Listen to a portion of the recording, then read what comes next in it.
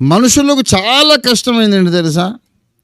వ్యభిచారం మానగలరు, చుట్ట మానగలరు, తాగుడు మానగలరు, అన్ని మానేయగలరు, కానీ సబుద్ధిని మాత్రం ఆధారం చేసుకోవడము మానలేరు. పాపం వదులుకుంటారు, సబుద్ధి వదులుకోరు. వదులుకోకపోతే క్రీస్తులో నడవడం సాధ్యము కాదు. యేసు ప్రభు వారికి ఉన్న బిరుదులు చెప్పండి. ఆశ్చర్యకరుడు, ఆలోచనకర్త, తర్వాత బలవంతుడైన దేవుడు, నిత్యుడగు తండ్రి, సమాధానకర్తయగు అధిపతి.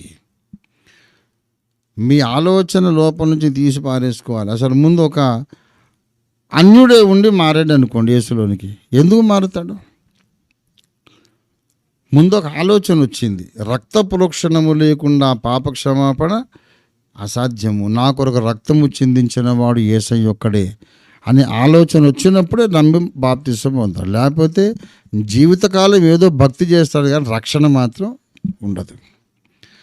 రక్షణ పొందాలంటే సరైన ఆలోచన ఉండాలి. రక్షణ మార్గమును గూర్చిన ఆలోచన, సాటి విశ్వాసులను గూర్చిన ఆలోచన, దైవ జనులను గూర్చిన ఆలోచన. ఇక్కడికి ఒక అమ్మాయి వచ్చేది, వచ్చి ఇదేం చర్చి అంతా శుభ్రంగా లేదు కదా అనేసి. అవునా, మరి చర్చి శుభ్రంగా ఉండాలంటే మరి ఎక్కడ బాగుంటుందమ్మా అని అంటే, సతీష్ కుమార్ గారి చర్చ్ చాలా బాగుంటుందని చెప్పి. మరి అక్కడే కూర్చోవచ్చు కదా, ఇక్కడికి ఎందుకు వచ్చామని అడిగినాను. అంటే ఆయన ఏదైనా అవసరమైతే సహాయం చేయడట, దగ్గరికి రానియడట. మీరైతే ప్రశ్నకు సమాధానం చెప్తారు, అవసరమైతే చేతికి ఎముక లేకుండా దాన ధర్మాలు చేశాను. అవసరమైతే ఆయన దగ్గర పోవడానికి అవకాశం లేదు. డౌట్ సమాధానం చెప్పడు, డబ్బులు ఇయ్యడు. కనుక ఇక్కడ సహాయం కావాలని వచ్చింది కానీ ఈ పరిస్థితి బాలేదట. అంటే ఎంత తిక్కల ఆలోచన అది, అసలు అర్థం లేనటువంటి మైండ్. అది బాగున్నది అని అనుకుంటే అక్కడైనా ఉండు, నీ అవసరాలు తీరడానికి ఇక్కడ బాగుంది, కళ్ళు చూపులకేమో అక్కడ బాగుంది. ఆఖరికి ఎటు కాకుండా పోయి ఎట్లో పడ్డది. ఇప్పుడు ప్రభువులో లేదు, ఎక్కడుందో తెలియదు. నేను చెప్పాను, this is not the right way of thinking. నీకు మారు మనస్సు లేదు. ఇక్కడ ఉన్నాడు అందరూ పిచ్చోళ్ళ. ఇప్పుడు మన ప్రియకుమార్ అని ఉన్నాడు, వాళ్ళ నాయన మెథడిస్ట్లో రెవరెండ్లు. మంచి మంచి చర్చిలు చూశాడు ఆయన, మంచి మంచి చర్చిలు. అమెరికా మొదలుకొని అందమైన దేవాలయాలు ఎన్నో చూశాడు. ఇక్కడికి వచ్చేందుకు కూర్చుంటాడు. పై చూపులకు అందంగా ఉండడం కాదు, దాన్ని మించిన ఆత్మీయ సౌందర్యం ఏదో ఉన్నది అని. అది దేవుని ఆలోచన. ఇక్కడికి ఎందుకు వచ్చావంటే ఇక్కడ వాక్యం బాగున్నదంట. మరి అక్కడికి ఎందుకు పోవట్లేదంటే అక్కడ సహాయం చేయడు. ఇక్కడ వాక్యం కావాలా, సహాయం కావాలా, అన్నీ కావాలా, కానీ ఇదేం బాగలేదంట. నేను చాలా కాలం చర్చికి అట్టని కారణం కూడా ఇదే. ఎందుకంటే వడపోత కార్యక్రమం అన్నమాట. ఎవరైతే పై చూపులను బట్టి విలువలు కడతారో వాళ్ళు నాకు రావడం నాకు ఇష్టం లేదు. వాళ్ళు ఇచ్చే దశంభాగం నాకొద్దు, వాళ్ళు 1000 కోట్లు ఇచ్చినా నాకొద్దు.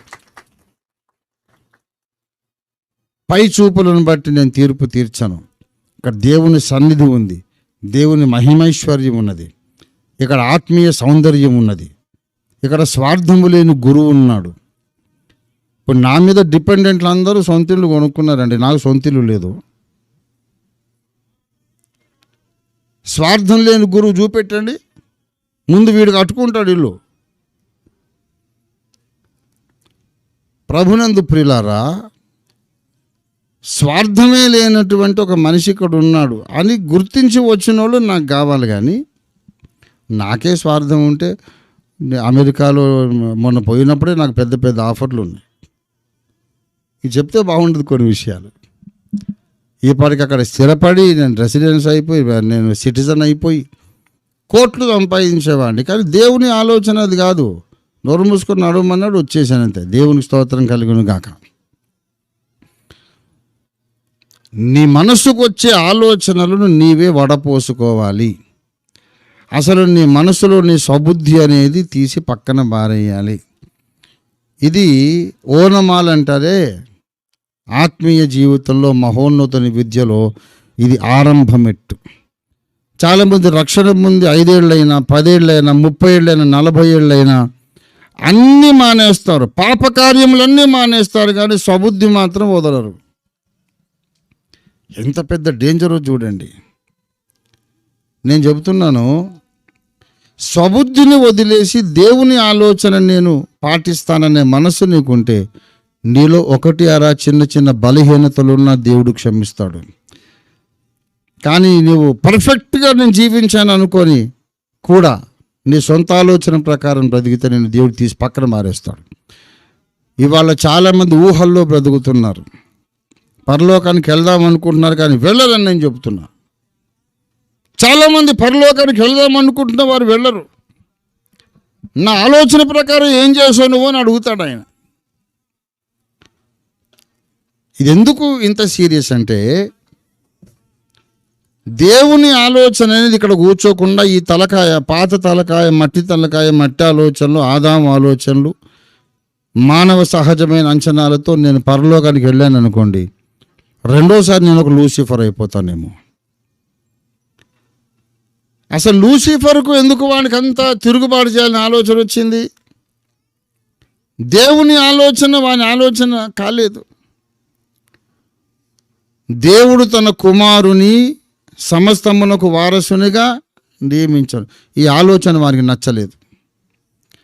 దేవుని ప్లాన్కు భిన్నంగా వాడికి ఇంకో ఆలోచన వచ్చింది, వాడు సైతాన్ అయిపోయాడు.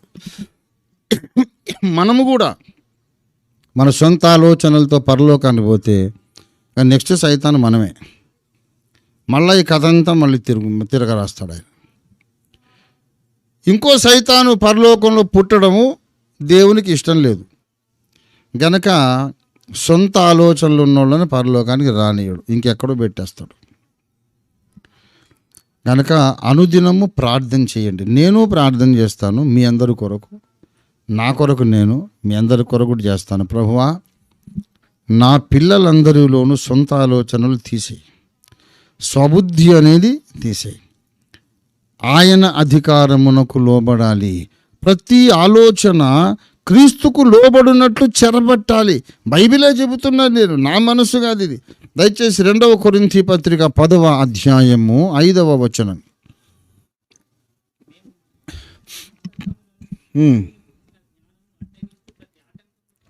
మేము వితర్కములను పడద్రోసి దేవుని గూర్చిన ఆలోచనలను అడ్డగించే ప్రతి ఆలోచనను పడద్రోసి, ప్రతి ఆలోచనను క్రీస్తుకు లోబడినట్లు చెరబట్టి, ప్రతి ఆటంకమును పడద్రోసి ప్రతి ఆలోచనను క్రీస్తుకు లోబడినట్లు, every thought place it under the feet of Jesus. నా ఆలోచనలు నాకుంటాయి, నేను మాత్రం పరలోకానికి వెళ్తానంటే కుదరదు. మన పరలోకం అనేది వేశ్యలుండే పరలోకం కాదు. చాలామంది స్వర్గానికి వెళ్ళాలని సాధన చేస్తారు, ఎందుకంటే రంభా ఊర్వశిమే అనుకుంటా. ఇక్కడ వ్యభిచారం మానేసి నిష్టగా ఉంటాడు, ఎందుకంటే అక్కడ వ్యభిచారం చేద్దామని. మనం వెళ్ళే పరలోకం అలాంటిది కాదు. పరలోకానికి వెళ్ళాలి అంటే మన ఆలోచనలు క్రీస్తుకు లోబడినట్లు చెరబట్టాల. ఇది జరగాలని నేను ఇప్పుడు 100 సార్లు చెప్పుంటా, ఈ 40 ఏళ్లలో 100 సార్లు చెప్పుంటా. ఇది జరిగిన తర్వాత నువ్వు ఏ భక్తి అయినా చెయ్యి. జరిగిన తర్వాత నీకు ప్రార్థన కరెక్ట్గా వస్తుంది, నీకు బైబిల్ అర్థమవుతుంది, దేవునితో సహవాసం ఉంటుంది, దేవుడు నీతో మాట్లాడతాడు. నీ ఆలోచన అనేది పనికి రాదు. అబ్బాయి నాకు నచ్చలేదు కదా అంటే నీకు నచ్చడం నచ్చకపోవటం అనే కాన్సెప్టే తప్పు. దేవుని బిడ్డలారా, లోక సంబంధమైన ఒక సైకియాట్రిస్ట్ చెప్పాడు ఏంటంటే, happiness is not getting what you like, it is liking what you get. సంతోషం అంటే నువ్వు అనుకున్నది నీకు దొరకడం, ఇష్టపడింది నీకు దొరకడం కాదు, దొరికిన దాన్ని ఇష్టపడడం. ఎంత పెద్ద విప్లవాత్మకమైన ఆలోచన అది. నేను, నా ఆలోచన, నా అభిప్రాయం అనేది ఉన్నంత వరకు దేవునితో నడవలేము, ఆత్మీయ జీవితం మొత్తం పాడైపోతుంది. గలతీయులాగా ఒకప్పుడు బాగా పరిగెత్తారు కదరా, ఏమైపోయింది? మీలో ఉన్న ఆలోచన నిన్ను పిలిచిన దేవుని వల్ల కలిగింది కాదనేశాడు. మనందరం ఒక ప్రతిష్ట చేసుకుందాము. ఇదేది లోతైన నిగూఢమైన మర్మమేమి కాదు, కానీ ఎన్ని మర్మాలు తెలిసినా అవన్నీ మనకు పనికి రాకుండా చేసే బలహీనత గురించి మాట్లాడుతున్నాను. మనకున్నంత బైబిల్ జ్ఞానము దాదాపు ఎవరికి ఉండదు, ఏ సంఘంలో ఉండదు. మన సండే స్కూల్ పిల్లలకి ఎన్నో మర్మాలు తెలుసు. చచ్చేంత బైబిల్ జ్ఞానం ఉంది, అడుగు మాత్రం ముందుకు పడడం లేదు. కారణం ఏంటంటే ఇక్కడుంది. ప్రభువా, నా స్వబుద్ధిని తీసి సిలువేసి చంపేసే తండ్రి. నా సొంత అభిప్రాయాలు, అంచనాలు, నా ప్రిఫరెన్సెస్, నా ఇష్టాలు అన్నీ తీసి సిలువేసి చంపేసే తండ్రి. నా ఆలోచన అనేది చంపేసేయి. దేవుని ఆలోచనతో నడిపించు. ఎవరిని ఇష్టపడాలో, ఎవరిని ప్రేమించాలో, ఏ విధంగా మనుషులతో మెలగాలో అది నేర్చుకోనంత వరకు నీ భక్తి మొత్తం వేస్ట్ అని నేను చెప్తున్నాను.